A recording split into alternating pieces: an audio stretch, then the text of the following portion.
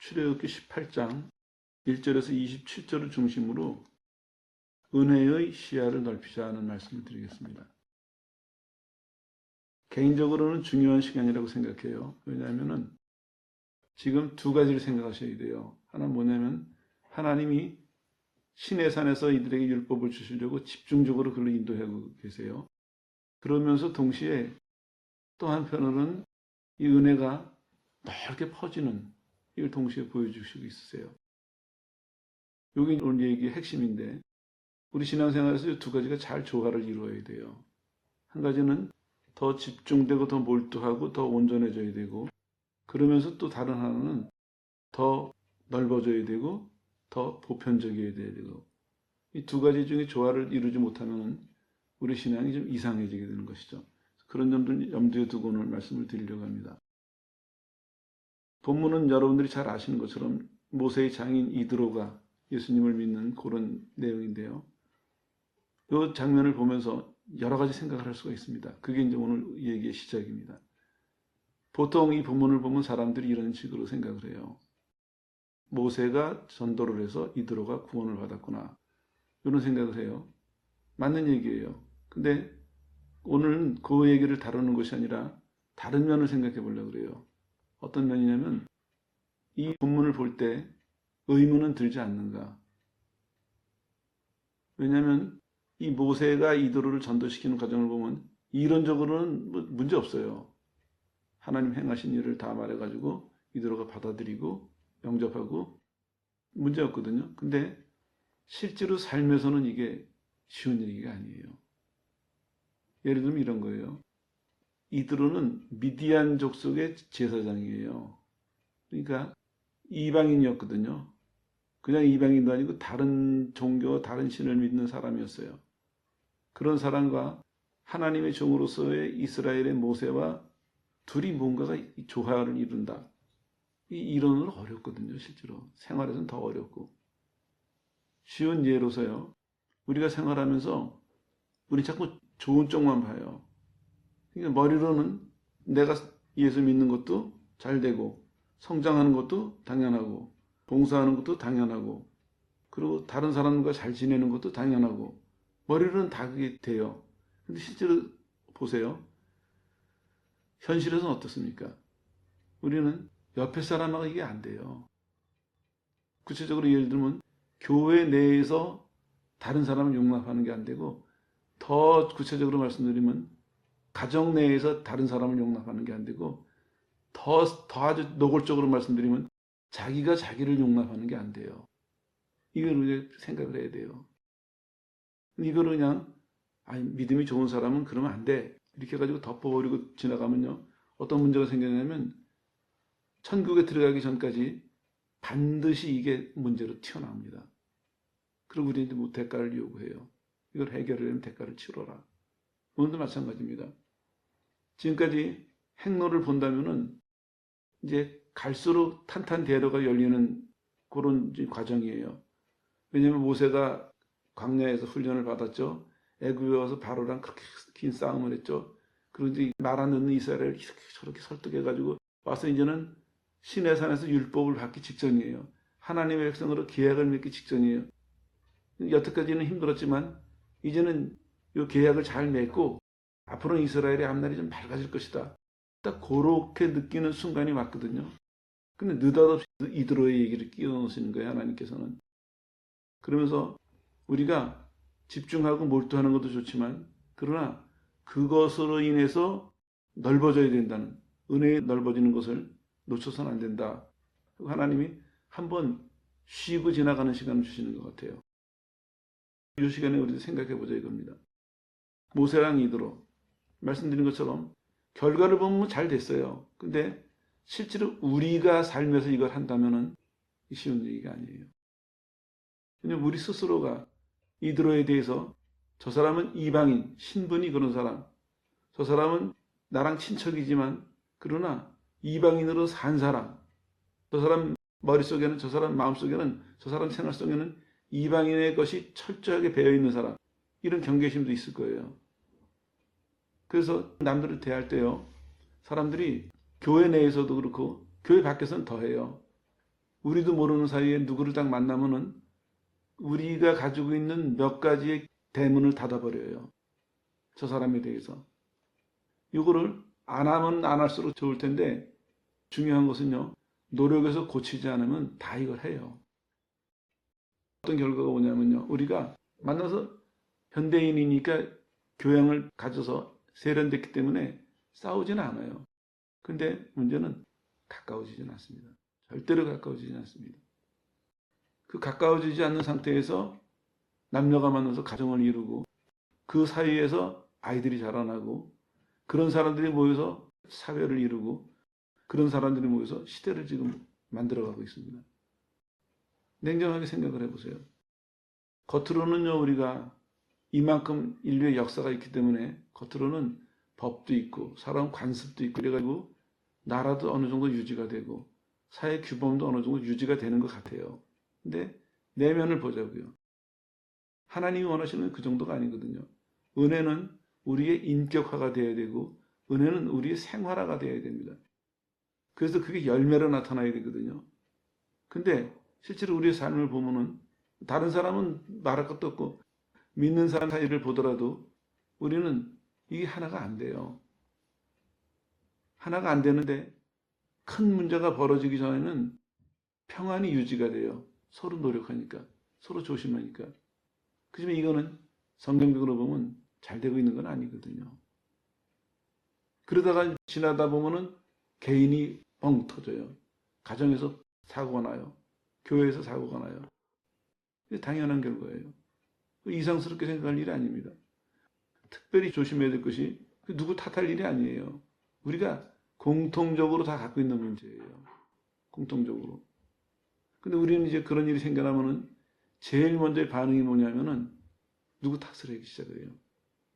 이거를 문제의 원인을 남에게서 찾으려고 해요. 그 사람들 말하는 가만히 들어보면은 누가 이래서 하는 얘기 뭐예요? 그 사람이 고쳐지면 안 이럴 텐데. 이런 얘기거든요. 한 걸음 더 들어가면요. 난 잘못 없다는 얘기예요. 이 사람 말 보세요. 내 얘기는 뭐라고 해요? 난 힘든 얘기만 해요. 그리고 이 사건은 뭐라고 설명해요?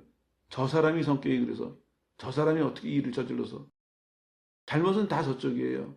난 힘든다는 얘기만 해요. 다들 이러고 있어요. 이게 지금 잘잘못을 따지는 시간이 아니라 사실을 보자 이겁니다. 이게 왜 이런 일이 생겼냐? 우리가 하나님의 은혜를 잘 받아들이지 못했기 때문이에요. 난 그래도 구원의 확신이 있는데요. 맞아요. 있어요. 있을 수 있어요. 근데 어떻게 하면 우리는 하나님의 은혜를 좁혀가지고 나 한 사람만 붙들고 늘어지는 거예요. 내 문제만. 나를 위해서만. 근데 하나님의 은혜는 실은 그게 아니거든요. 예수님 오셔서 어떻게 하셨습니까?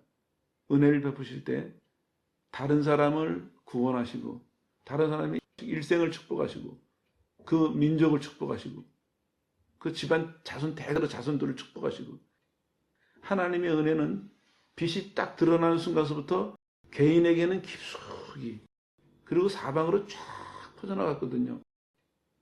이게 하나님의 은혜의 모습인데 우리는 지금 뭐만 갖고 있냐면 내 속에 깊숙이 들어가는 거 그것만 우리 붙들고 있는 거예요. 그것만 추구하는 거예요.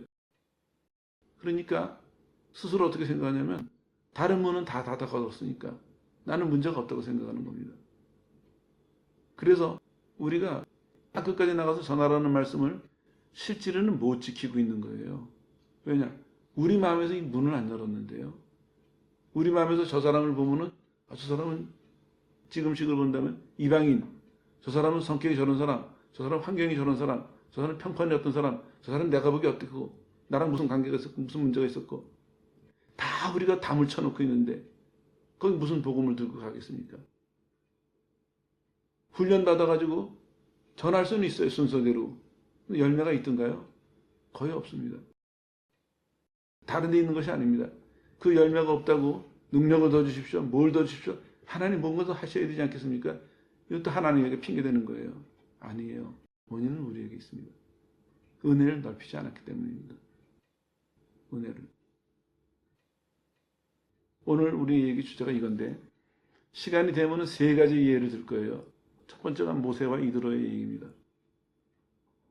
좋은 쪽만 본다면, 우리가 하던 대로 한다면은 훌륭해요. 모세가 이드로를 만나가지고, 이 사건은 아시죠? 모세가 애굽에 이스라엘을 데리러 갈 때 천사가 모세를 죽이려고 해가지고 아이들하고 부인 남겨놓고 왔어요. 다시 와서 다시 만나는 거예요, 지금요.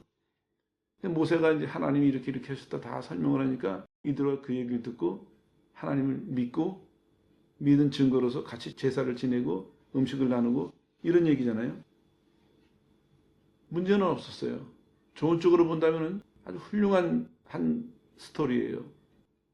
근데 우리는 여기서 이렇게만 생각한다면 늘 하던 대로 하고 끝나요. 다른 쪽으로 생각해보자 이겁니다. 이게 가능할 수 있었나? 이게 현실에서 가능한가? 우리로서는 가능한가? 안 돼요, 이게.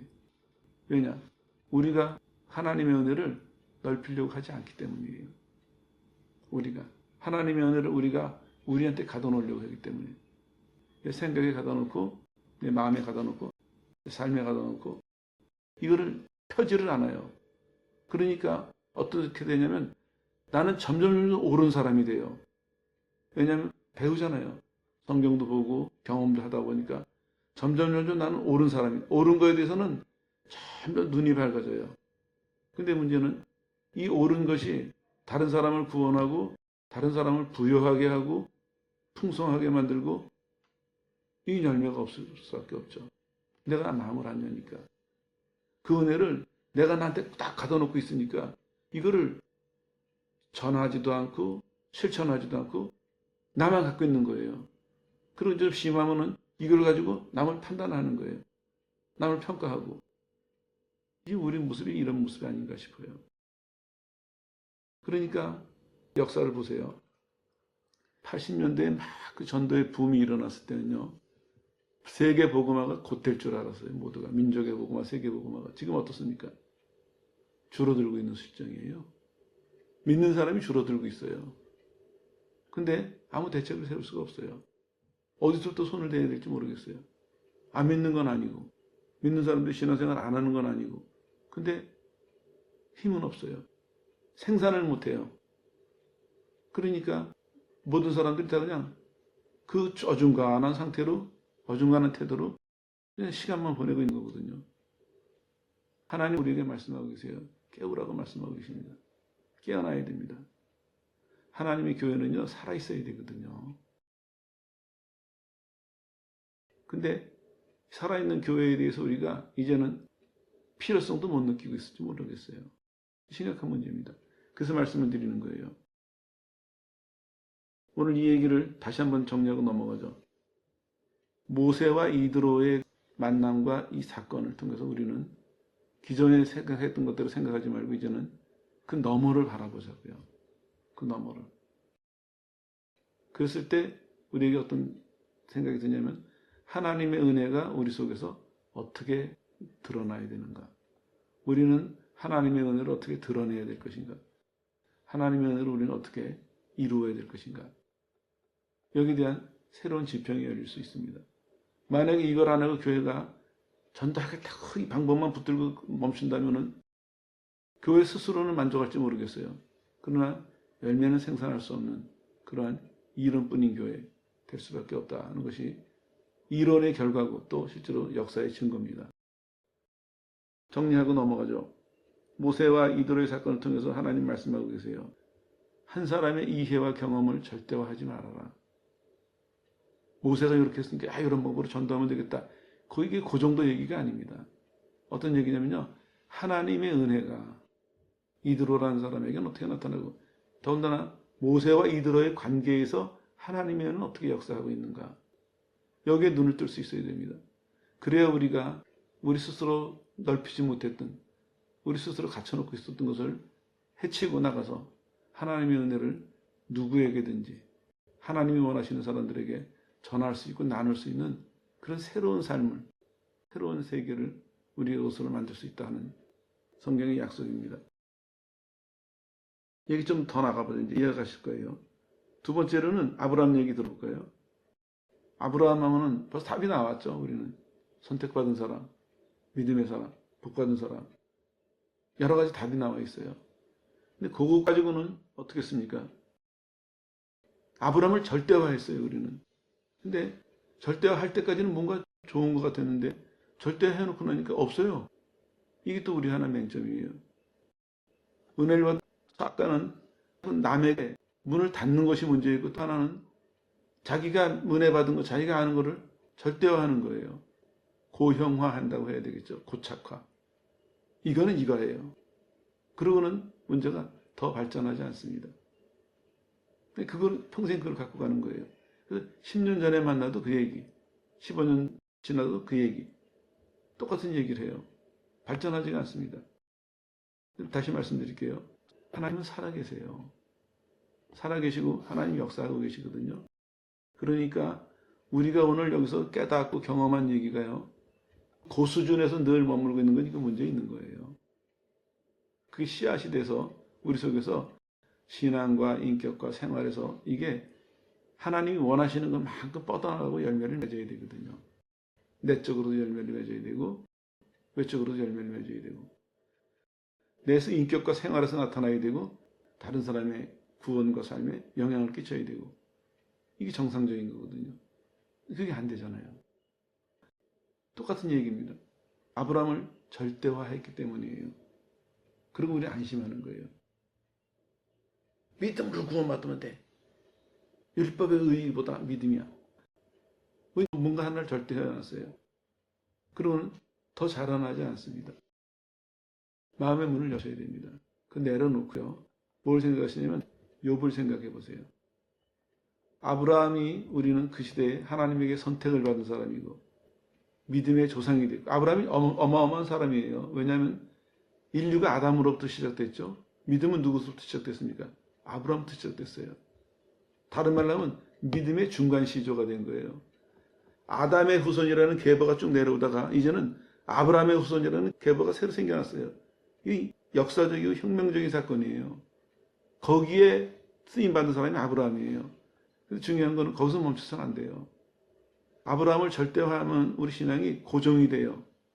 그 다음부터는 보고 듣고 경험하는 것을 고정된 시각 이상은 못 봐요. 그리고 이게 왜 무섭냐면요. 그렇게 고정돼서 보다 보면요. 나중에 어떻게 되냐면 자기를 절대화해요. 처음에는 아브라함, 믿음의 조상, 아브라함을 능가할 사람은 없어. 이러다가 조금 지나면 근데 내가 그 사람을 알아. 내가 그 사람 얘기하고 있거든. 그 사람 같이 되길 바라거든. 하면서 자기를 절대화하는 거예요. 그 다음에 이제 진리는 안 들어오는 거예요. 왜냐? 나 알고 있고 내가 가진 게 절대적이니까. 내가 스스로 절대화해놨으니까. 하나님의 진리가 홍수같이 넘쳐나도 이 사람은 더 자라나지 않습니다. 하나님의 역사가 점점 크게 일어나도 이 사람은 더 성장하지 않아요. 문 다 닫아 걸었어 이제. 다 아는데 뭐. 다 가졌는데 뭐. 이렇게 나오는 거예요. 그럼 어떻게 됐습니까? 가만히 있나요? 아니에요. 내가 절대화됐으니까. 내가 절대 표준이고 절대 기준이니까 그 다음에 이제 판단하기 시작하는 거예요. 그리고 판단해서 멈추는 것이 아니라 절대적인 걸 가졌다고 느끼는 것만큼 간섭을 해요. 조정을 하려고 하고 부딪히고. 이게 우리 현실이에요. 이론이 아니라 현실이라고요. 그래서 욥을 소개해 드리는 겁니다. 아브라함이 그 시대에 선택받았고 믿음으로 결단해서 따라갔고 다 버리고 따라갔고 자손 대대로 복을 약속받은 사람이고 정말 모범적인 사람이었어요. 근데 하나님은 느닷없이 욥이라는 사람의 얘기를 그 시대에 집어넣으세요. 그래서 뭐라 그러시냐면 아브라함이 절대적인 것이 아니다 하는 얘기입니다. 아브라함은 특별히 선택받았고 하나님의 특별한 부르심이 있었고 아브라함이 응답했었고 우리가 아브라함을 훌륭하게 보고 절대하는 모든 조건을 다 말했는데 하나님 딱 한마디로 근데 욥도 있었어. 욥도 있었어. 그럼 뭘 말씀하시니까요? 하나님의 은혜를 너희식으로 이해하지 말고 너희식으로 따라오지 말고 너희식으로 실천하지 말아라. 하나님 우리 시야를 넓히고 계십니다. 마찬가지예요. 이걸 받아들이게 되면요. 내가 받은 거, 내가 갖고 있는 게 아무리 귀하게 여겨져도 이걸 절대화하지 않습니다. 왜냐하면 하나님이 절대적이거든요. 그러니까 사람이 보기에는 이 사람은 조건을 많이 갖고 있고 이 사람은 조건이 좀 적어 보여도 하나님이 은혜를 주신다면 이 두 사람이 동일한 사람이다. 동일해질 수 있다. 마음 풀어야 됩니다. 그래야 하나님의 은혜가 퍼져나갈 수가 있습니다. 이걸 하지 못하면 우리가 나는 정말 목숨 바쳐서 인생을 바쳐서 믿는 것 같지만 하나님의 은혜를 우리가 꽁꽁꽁꽁 싸매는 것입니다. 세상은 빛을 원하는데 우리는 빛을 비칠 생각을 안 하고 너무나 귀중한 것이니까 너무나 좋은 것이니까 이거를 꽁꽁꽁꽁 싸매가지고 하나님이 원하시는 것과는 정반대의 삶을 반대의 결과를 향해서 걸어갈 수밖에 없다. 그런 얘기죠.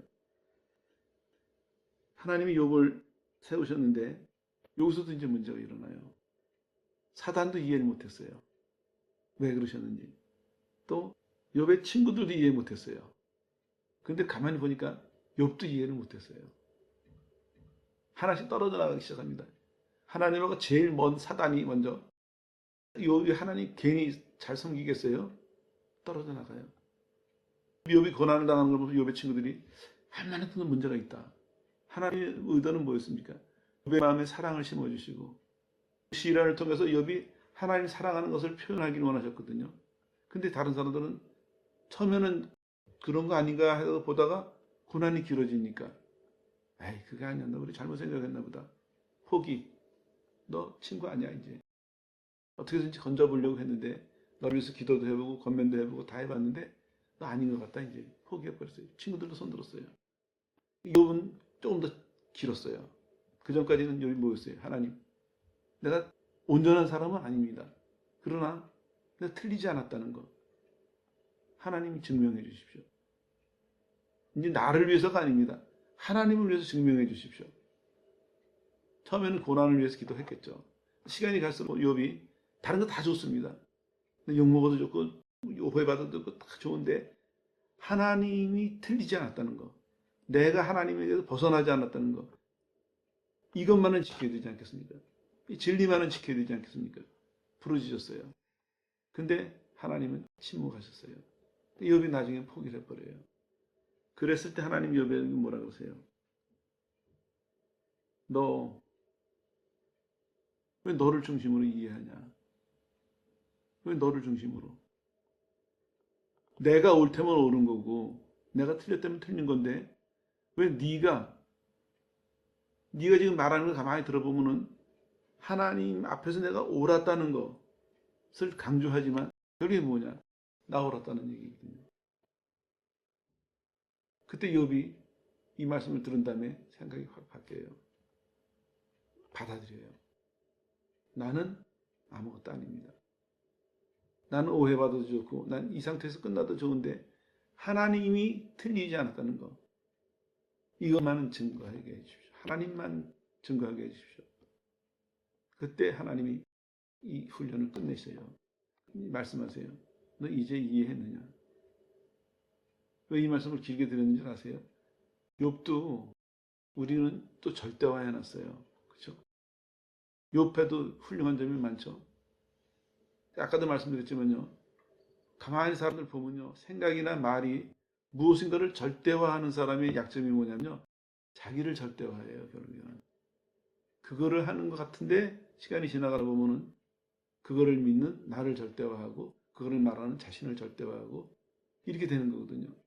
이걸 차단하려고 하는 것입니다. 우리도 그런 게 다 있어요. 내가 뭐 아브라함처럼 전체에서 우뚝 뛰어나다. 욥처럼 전체에서 내가 이렇게 생각은 안 할지 몰라도 나름대로 내가 그래도 요만큼은 하지. 요만큼은 갖고 있지. 나름대로 우리 다 이게 있거든요. 우리 생각하기에 절대적인 거. 이게 내려놔져야 하나님의 은혜가 내 속에서 풍성하게 넘쳐나기 시작합니다. 다른 식으로 표현하면 이런 거예요. 하나님이 주시는 은혜를 내가 스스로 막고 있어요. 한 손으로는 막고 있으면서 다른 한 손으로는 은혜를 더 주십시오. 은혜를 더 주십시오. 이러고 있거든요. 이 손부터 띄어야 돼요. 막고 있는 것부터. 은혜는요. 우리가 생각하기에 더 받고 더 받고 더 받고 쌓여서 정음 늘어나듯이 그게 아니에요. 영적인 세계는. 오늘 운만 띄워놓고 기회가 되면 나중에 설명을 해드릴게요. 우리 문제를 다시 설명하면요. 우리는 하나님 체험도 있어요. 순간순간 인도함도 받아요. 그런데 가만히 여러분 자신을 보세요. 하나님의 세계와 우리의 세계가 이원화되어 있어요. 두 개예요. 우리 여기 부처님 왔다 갔다 하는 거예요. 은혜 받으려고 그러면 막 저 세계를 가요. 거기다가 은혜를 받고 다시 일로 와요. 어려우면 또 막 저 세계를 향해서 가요. 근데 아니에요. 창조는 뭐라고 말씀하세요? 영혼과 육신을 다 하나님이 만드셨어요.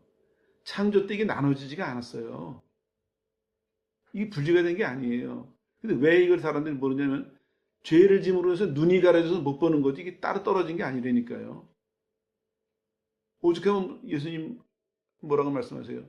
성령이 오셔서 너희 눈을 열어줄 것이다. 너희가 볼 것이다. 뭐냐? 우리가 생각하는 우리의 세상과 우리가 바라보는 그 하나님의 나라가 실은 이게 오버랩되어 있는 거예요. 두 개 같이 있는 거예요. 이거에 눈을 뜨면은 영의 세에 대한 인식이 달라질 것이고 영의 세에 대한 태도가 달라질 것입니다. 제일 먼저 하나님에 대한 이해가 달라질 거예요. 근데 많은 사람이 아직도 하나님의 세계와 분명히 인정해요, 그건요. 근데 세상과 이게 이원화되어 있어요. 여기를 왔다 갔다 하면서 때로는 내 신앙생활 잘하고 있구나. 때로는 내 신앙생활 못하고 있구나. 자기 나름대로 이루고 살고 있는 거거든요. 그 고칠 수 있는 방법이 뭐냐? 그걸 놔야 돼요, 내 생각을. 내가 내 식으로 생각하고 내 식으로 이해하고 내 식으로 받아들이는 거 이거를 내려놔야 하나님의 것이 보이고요. 그 하나님의 것을 받을 수가 있어요. 하나님은 진작에 주셨어요. 창조 때 주셨고 타락하니까 예수님 통해서 주셨고 예수님이 십자가 부활 사건을 통해서 성령을 보내셔서 또 이걸 우리 거로 확인시켜주고 계시거든요. 근데 하나님은 이렇게 정말 부족함이 없이 충분하게 역사하시는데 왜 우리는 이 세계와 전혀 다르게 은혜 안에 산다고 하면서 은혜를 사모한다고 하면서 왜 우리는 전혀 다른 삶을 살까? 그것 때문에 말씀드리는 거예요. 손을 놔보세요. 하나님은 우리가 절대화하는 것을 지금 다 내려놓으라고 하세요. 아브라함도 절대적이라고 생각했는데 아니었죠. 욥도 절대적이라고 생각했는데 아니었죠. 모세도 마찬가지죠. 다 내려놓으셔야 돼요. 여러분이 가지고 있는 것까지. 그리고 딱 이 고백이 나와야 돼요. 하나님만이 절대적입니다. 나는 내한테 주어진 시간까지 그 절대적인 것을 향해서 나는 계속 걸어가는 사람입니다. 계속 의지하고 닮아가고 나는 따라가는 사람입니다.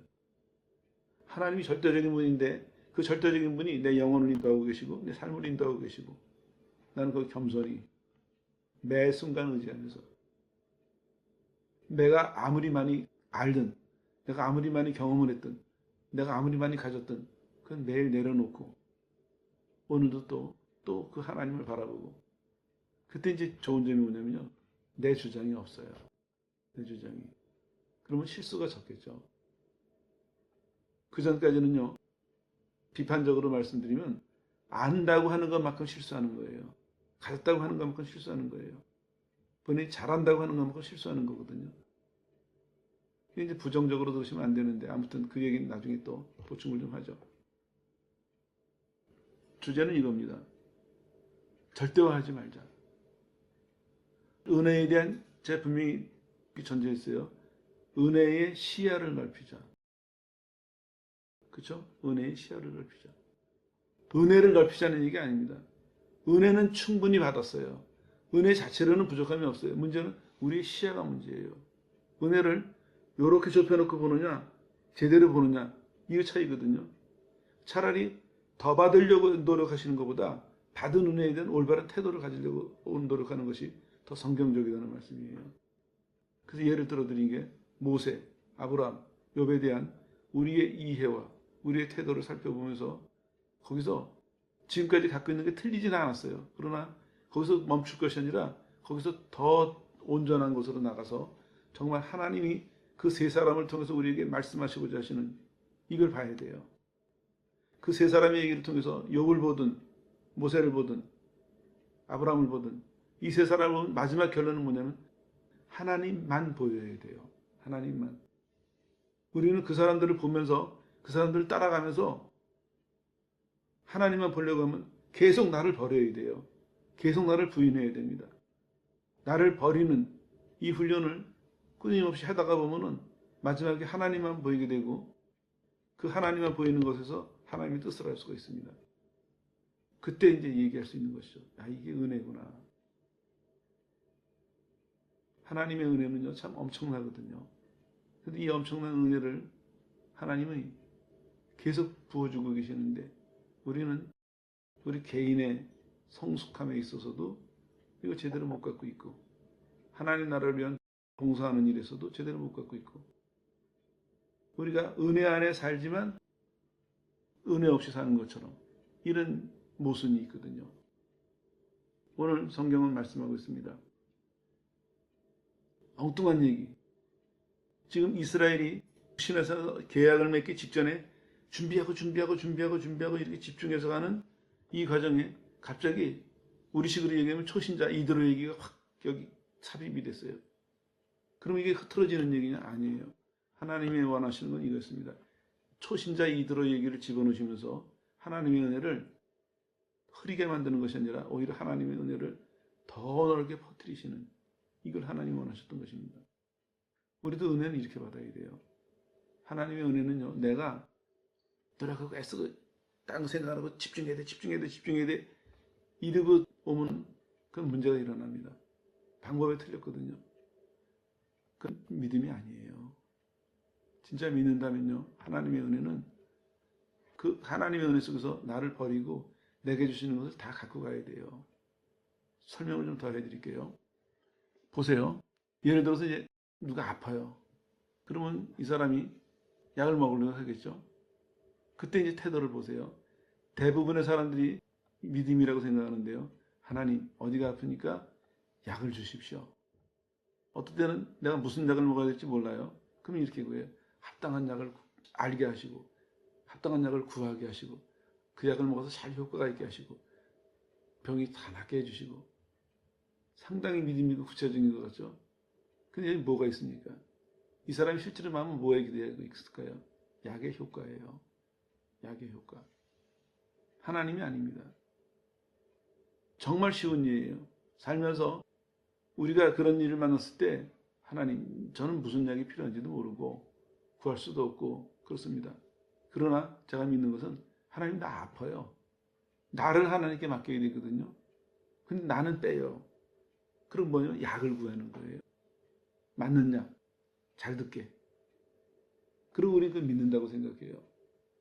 이 얘기 왜 하는 줄 아세요? 우리 벌어지는 인간관계를 한번 보세요. 살면서 인생에 문제가 많나요? 그럼 우리 뭐 해요? 조건을, 좋은 거, 나한테 잘하는 거, 내 맘에 드는 거, 내가 원하는 거. 우리 이 조건을 다 걸고 살아요. 그러면 우리 하나님 은혜 안에 산다고 얘기하거든요. 한마디로 요약하면 이거예요. 내 마음대로 잘 되면 은혜 안에 사는 거고 내 마음대로 안 되면은 은혜 안에 못 사는 게 돼버리는 거예요. 하나님의 은혜가 많이 왜곡이 됐습니다. 그러니까 우리는 우리의 지경을 못 넓혀요. 오히려 오래 믿은 사람일수록 뭐냐면요. 오히려 더 문을 많이 닫아요. 겪어보니까 이런 사람이 있더라. 겪어보니까 저런 문제가 있더라. 문을 닫고 닫아가지고 나중에는 햇빛이 들어갈 시간 간격이 없어요.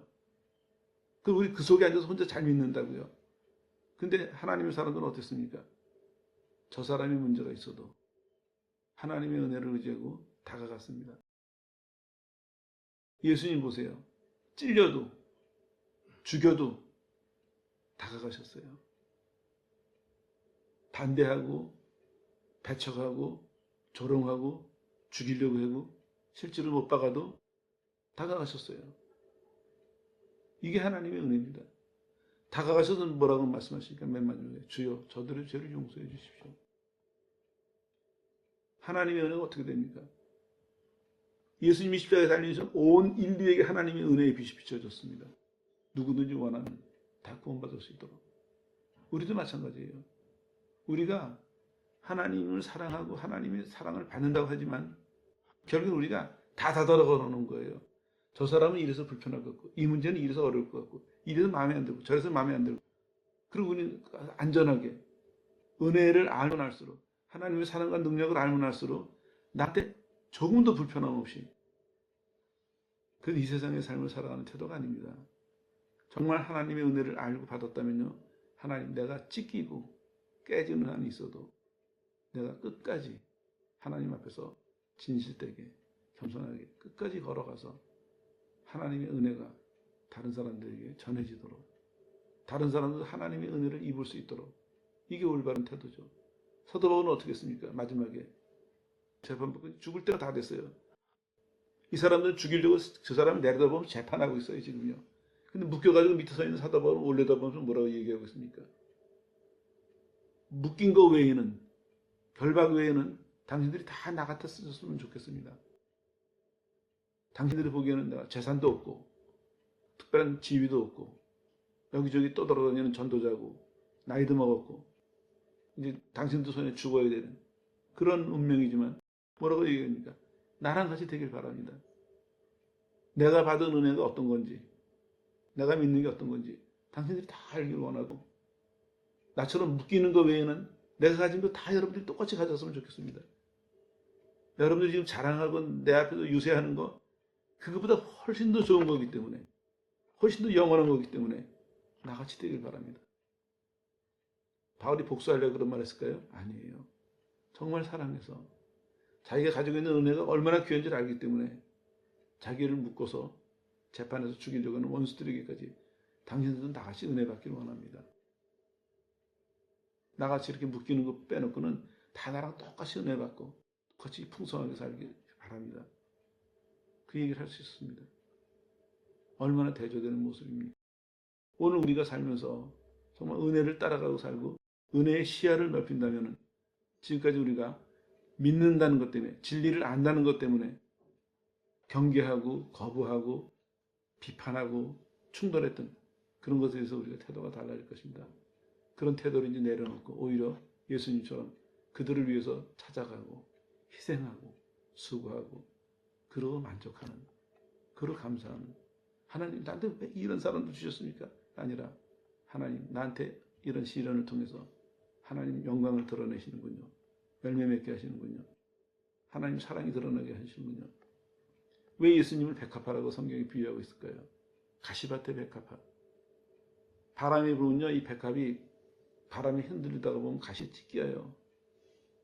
백합에게는 고통이지만 그러면 향기가 많이 날아간대요. 오늘 은혜의 시야를 넓힌 사람은 이제는 더 이상 하나님 누구는 왜요? 이거는 왜요? 시대는 어떻고요? 제도는 어떻고요? 조건은 어떻고요? 그러지 않습니다. 하나님의 은혜 제대로 시야가 넓어진 사람은 주님 오늘도 이 시련과 어려움 속에서 하나님의 뜻이 드러나고 하나님의 사랑이 드러나고 내가 그것을 실천하는데 감당할 수 있도록 나를 힘주십시오. 그리고 그걸 기쁘고 즐겁게 나를 이런 일에 써주시니 참 감사합니다. 잘 감당하게 해주십시오. 즐거워하는, 이렇게 변하게 되겠죠. 오늘 그거 즐거워하는 사람들 별로 없거든요. 다 편안하고 잘 돼야 은혜 받았다고 좋아하고, 조금만 불편하면 우리는 그냥 이스라엘 백성들처럼.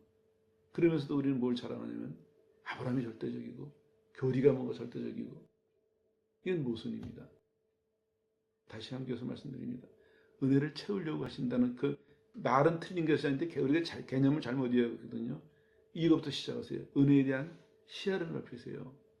은혜가 뭔지를 먼저 이해해야 됩니다. 그 이해 속에서는요, 은혜를 이해하면 이해할수록 내가 부인이 됩니다. 나는 빠져나가요. 내가 절대적으로 믿고 싶었던 거, 내가 절대적으로 주장하던 거, 절대적으로 붙들었으면 좋겠던 거 다 내려놓고, 아, 하나님의 은혜가 이런 거구나.